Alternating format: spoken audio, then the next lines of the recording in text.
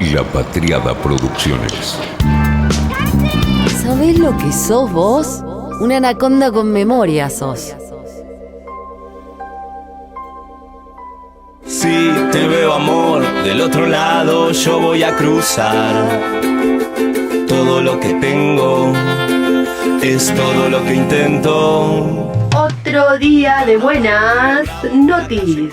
Vuelve el rol de los medios. Volvimos mejores, la Corpo, la Oppo. Nah, mentira. Anaconda está en 2022, no en 2012. Tranquilos, anacondos y anacondas. Pero esta semana los medios estuvieron en el centro de la escena. Fueron más que de costumbre, lo que es muchísimo decir. Pero con una particularidad. Si bien la mayoría no termina de ver aún el mapa completo, sí, es increíble, pero todavía cuesta, la guerra puso, con la contundencia de las bombas, el escenario comunicacional actual en el centro de la escena. Es la primera guerra tan mediatizada con el mundo digital reinando. Entonces, algo así iba a pasar. Porque hubo otras guerras antes, por supuesto, pero en lugares que para los medios no es ni extraño ni inconveniente que haya bombardeos. Esta es la primera guerra a ojo abierto en Occidente, con las redes sociales en la cumbre. Por eso se vio todo. Primero el fascismo, racismo y hasta diría ignorancia, porque para quienes dijeron las barbaridades que dijeron, es una auténtica rareza todo esto. Es extraño de verdad para ellos. Es genuino lo que dicen según su esquema ideológico. Son sinceros cuando creen que hay víctimas de primera y víctimas de segunda. Hubo un mix de burros y racistas, una combinación letal. Vimos pasar en La Nación Más la confusión de La Rioja de España con La Rioja de Argentina. Y vimos también en ese mismo canal cuando para mencionar el bloque soviético hablaban de Alemania del Oeste, y cuando mezclaron las banderas de Irán, Siria y Emiratos Árabes para referirse a los países que en teoría estaban de un lado o del otro. Porque le dicen al resto, pero ellos sí que siguen mirando el mundo como si hubiera todavía una cortina de hierro. Binarios, siempre binarios, por negocio, ya sabemos. La polarización es un enorme negocio económico. Y también vimos que afuera no es todo tan lindo. Decía el enviado de la BBC: lo siento, es muy emocional para mí, porque lo que se ve son personas europeas, con ojos azules y pelo rubio, siendo asesinados todos los días con los misiles de Putin. Y del otro lado nadie dijo nada frente a esa frase. Lo dejaron pasar y siguieron charlando. La televisora BFM-TV de Francia decía: estamos en el siglo XXI, estamos en una ciudad europea y tenemos fuego de misiles, como si estuviéramos en Irak o Afganistán. ¿Te imaginas? La CBS no se quedó atrás y dijo: pero este no es un lugar, con todo respeto, como Irak o Afganistán, acostumbrados a estos conflictos por décadas. Son relativamente civilizados, relativamente europeos. Tengo que usar estas palabras con cuidado. Ciudades donde no vas a esperar que estas cosas pasen. La NBC en la misma línea: estos no son refugiados de Siria o Irak, son cristianos blancos, similares a la gente que vive en Polonia. Acá no nos quedamos atrás con las burradas, Hicieron circular una tapa falsa de la revista Time, que bastaba simplemente con chequear de un modo muy sencillo, ir a la cuenta de la revista Time y ver. Pusieron como real una tapa de la cara de Putin y ¿viste cuando en un cartel en la calle, en los afiches de la calle, se arranca la parte de arriba del papel y se ve lo de abajo? Bueno, eso de abajo que se veía eran los bigotitos de Hitler. Putin como Hitler. El título es el mismo que de la tapa real, El retorno de la historia, pero la foto no era esa. Algunos se engancharon y empezaron a explicar que en realidad como era buena la dejaban igual. Papelón. Pero más papelón era de dónde salió esa foto. Esa foto fue creada en un foro de Reddit. La encontraron algunos usuarios. Liberanian Meme era el foro en Reddit. Lo que pasa es que, claro, estos periodistas que siguen creyendo que las redes sociales son algo de microclima, de micromundo, ni deben saber qué pasa en Reddit, y por eso les explota en la cara todo lo que pasa. Llegamos al momento que todos estábamos esperando desde hace unos años. El progresismo en pleno pidiendo censura. Nuevo no es. El poder de la propaganda viene de muy lejos. Y el poder de la propaganda en la guerra también viene de lejos.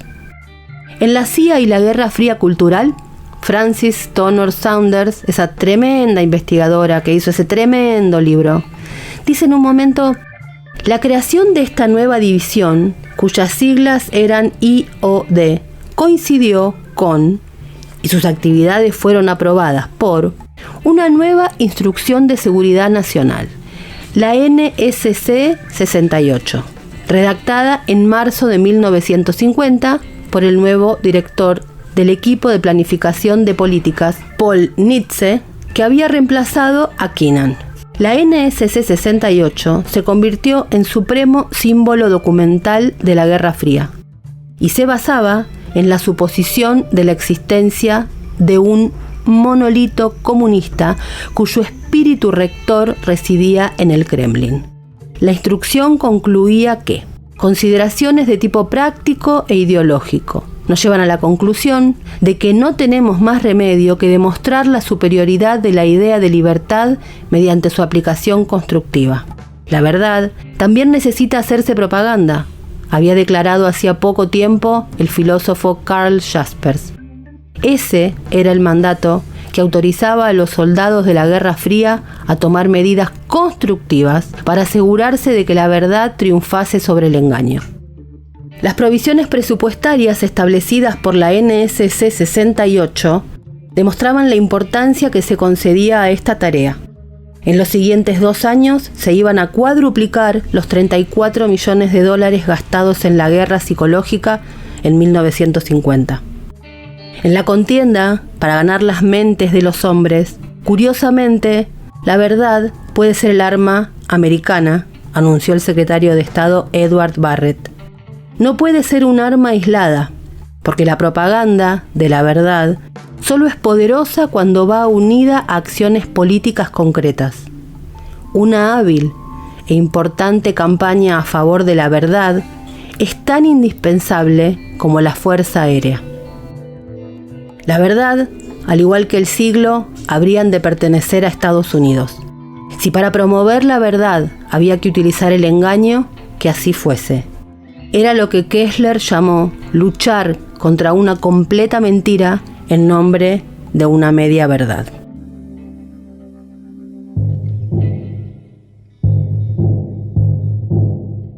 La plataforma digital Twitter aplicó a varios periodistas especializados en temas de política internacional la calificación de afiliados al gobierno Rusia. Lo puso en los perfiles personales de estas personas. El hecho, como cuenta El Ciudadano, fue denunciado en primera instancia por el argentino Marco Teruggi, quien comunicó el etiquetado del que había sido objeto, pero más tarde se sumaron otros periodistas al reclamo. La plataforma explica el hecho aduciendo que estas etiquetas se colocan en el caso de que un gobierno opere los contenidos de la cuenta señalada.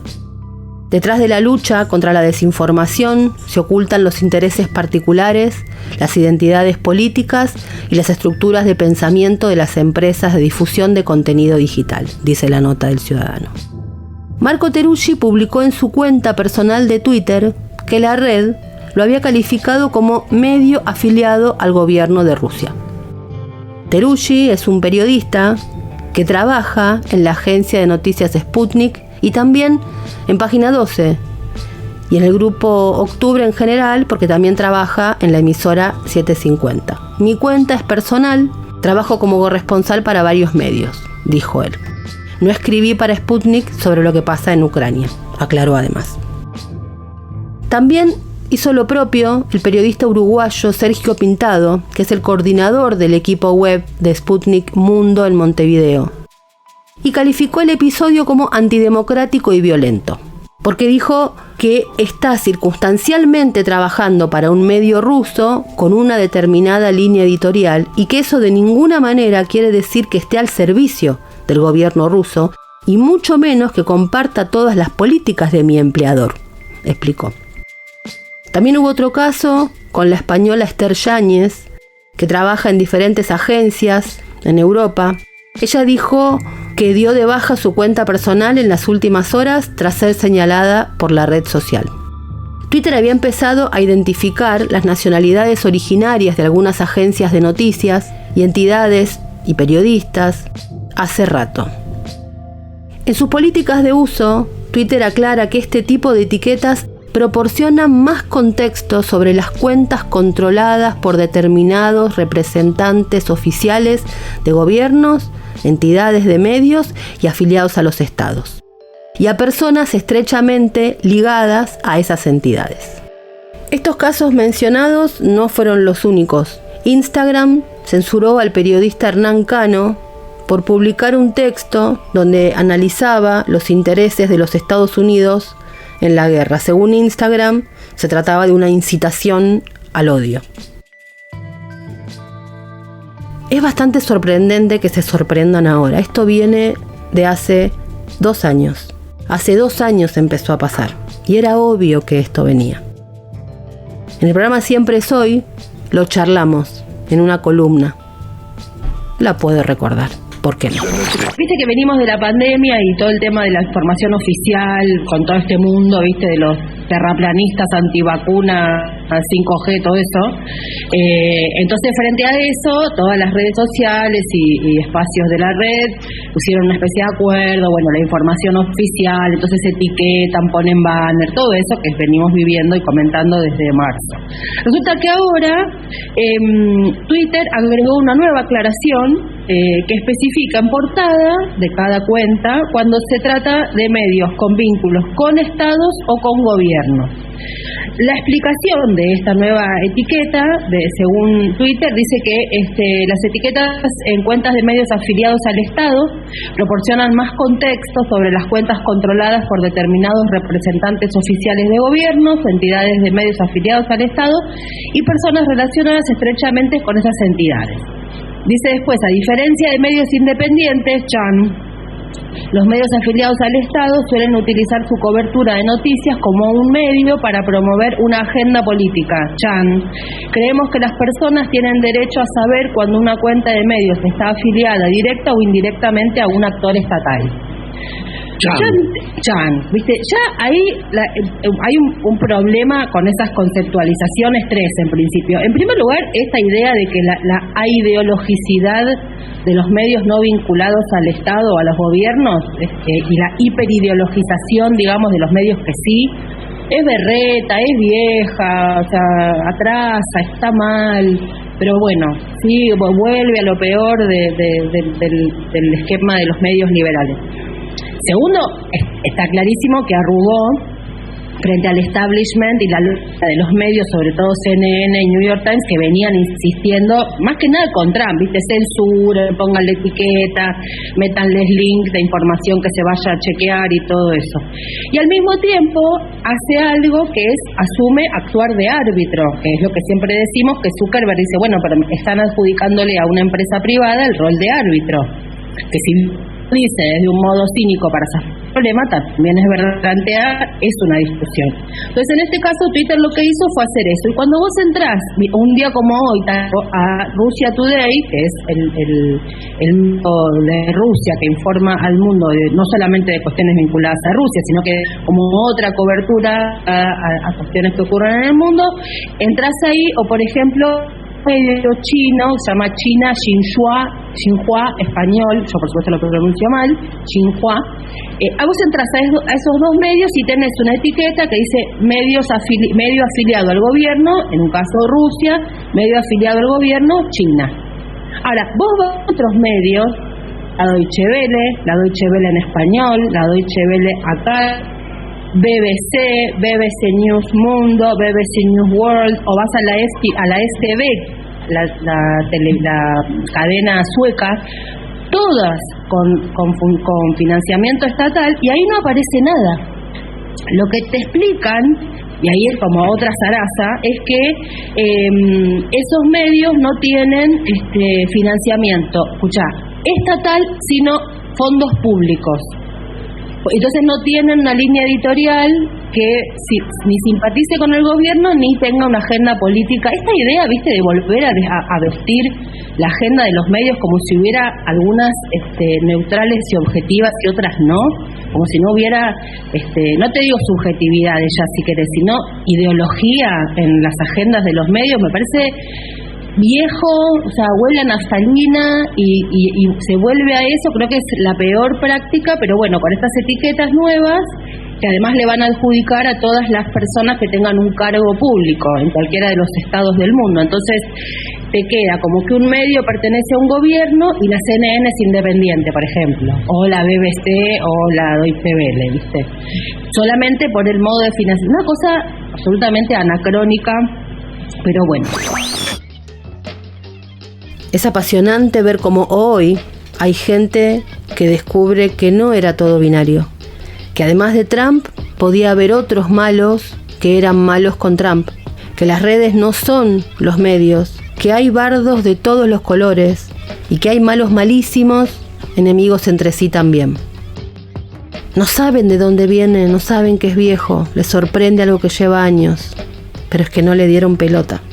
Y lo más loco es que este malo malísimo, el hombre naranja Donald Trump, es el que está llevando a juicio a estos que hoy censuran a los periodistas progresistas y que se quejan hoy, pero que un poquito celebraron cuando le pasó aquello al hombre naranja. Organicémonos, porque si lo siguen pensando binario, chocamos.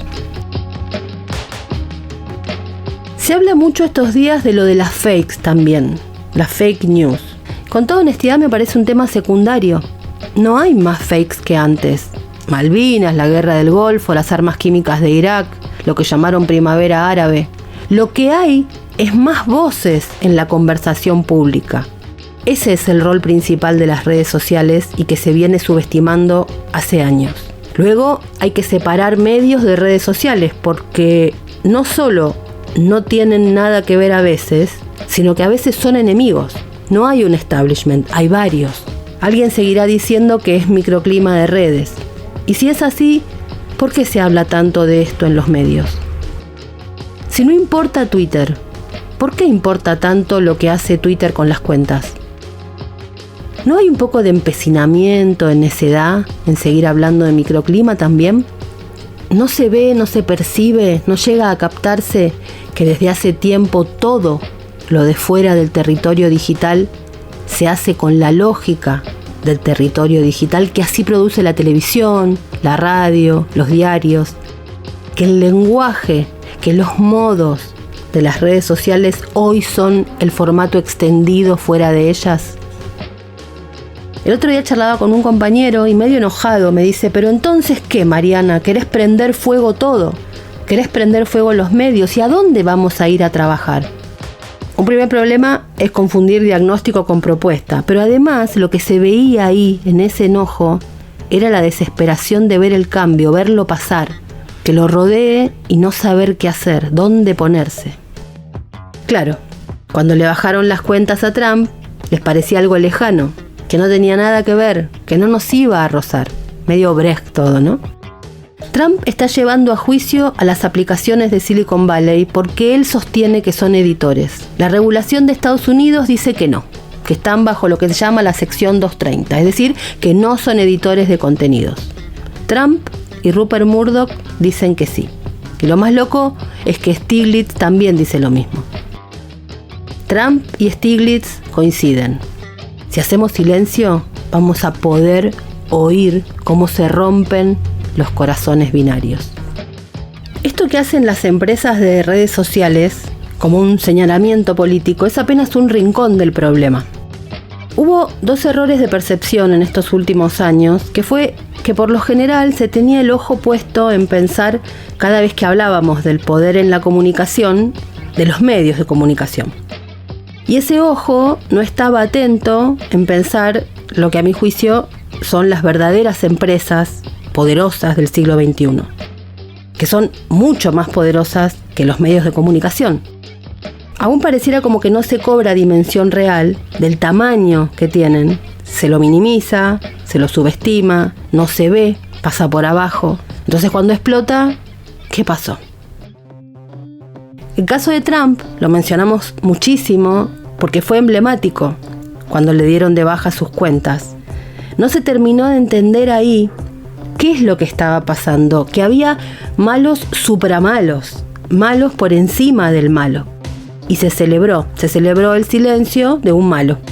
Y eso terminó habilitando que estas corporaciones fueran los árbitros de quién habla, lo que decimos los árbitros de la palabra pública, que dispusieran ellos quién sí y quién no.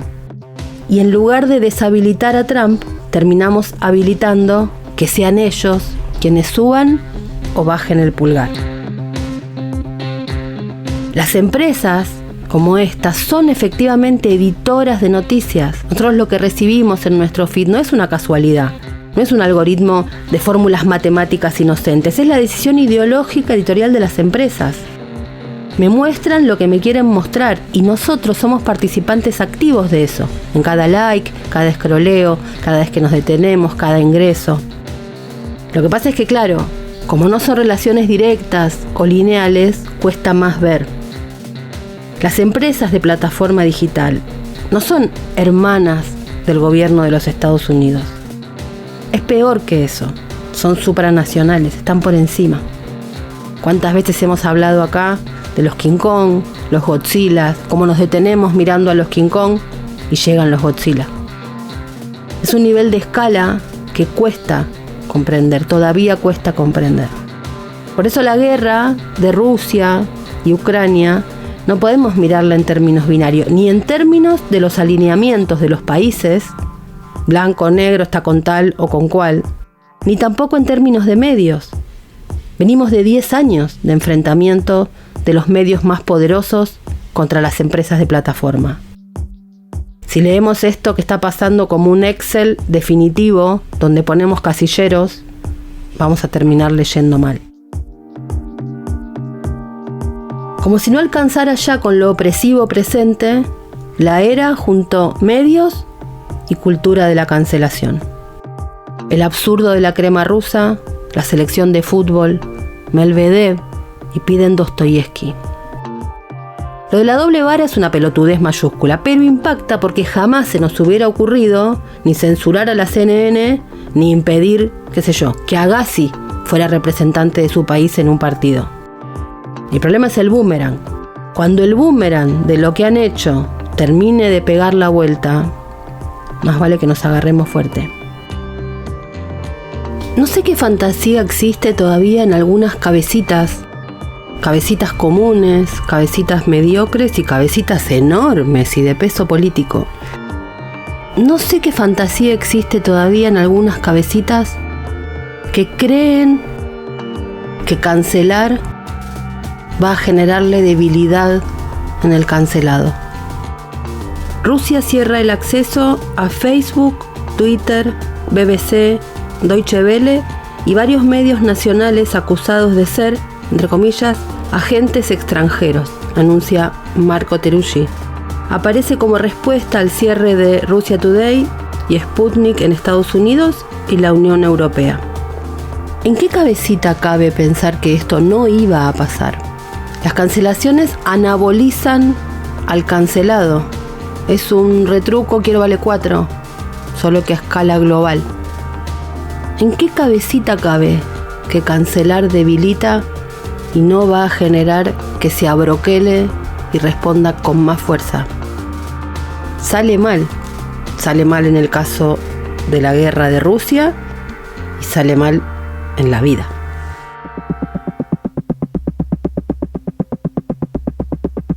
(20:10 de la noche del viernes 4 Y la revista Wired envía sus notas. Y una de ellas dice: Rusia bloquea Facebook y Twitter en un enfrentamiento de propaganda.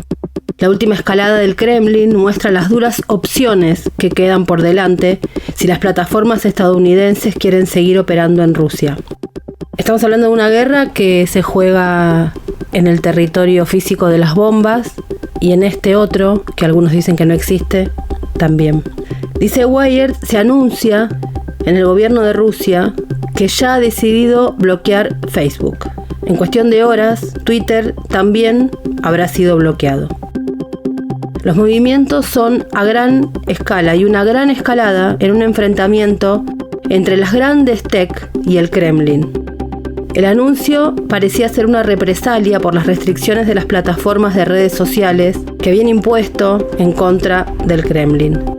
El regulador de medios de comunicación de Rusia dijo que había registrado 26 casos de discriminación contra los medios de comunicación y de información rusos por parte de Facebook. Antes del bloqueo, Facebook se había ocupado de etiquetar los medios de comunicación que consideraba bajo el control del Estado ruso, una decisión que el regulador de medios de Rusia denunció como censura. La semana pasada, cuando los rusos hicieron clic en los enlaces publicados en Facebook por RIA Novosti, el canal de televisión Zvezda y los sitios web lenta.ru y gazeta.ru, iban directamente a una página que mostraba un signo de exclamación rojo junto a las palabras medios controlados por el Estado de Rusia, y se les preguntó si querían volver o seguir el enlace. Continúa Wired. Desde que Rusia invadió, el mundo ha convertido su sistema financiero en un arma para debilitar a Putin. Estados Unidos ha prohibido las transacciones con el Banco Central de Rusia. El Reino Unido ha dicho a todos los puertos británicos que no admitan ningún buque, propiedad, controlado o fletado por rusos. Ahora, la presión pública está pidiendo a las principales empresas tecnológicas que emitan su propio tipo de sanciones, tomando medidas enérgicas contra los medios de comunicación respaldados por el Estado ruso, que están amplificando la versión del Kremlin en los acontecimientos en las plataformas estadounidenses. El viernes, Meta, la empresa de Zuckerberg, aceptó la solicitud del gobierno del Reino Unido para bloquear Russia Today y Sputnik, tanto en Facebook como en Instagram.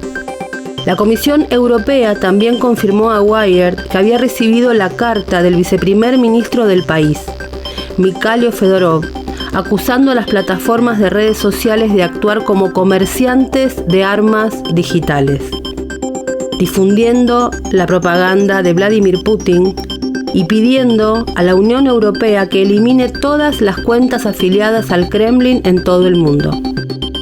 La decisión del gobierno ruso de bloquear Facebook y Twitter fue una consecuencia de todo esto. Se va a leer como una advertencia a otras redes sociales que planteen medidas represivas similares.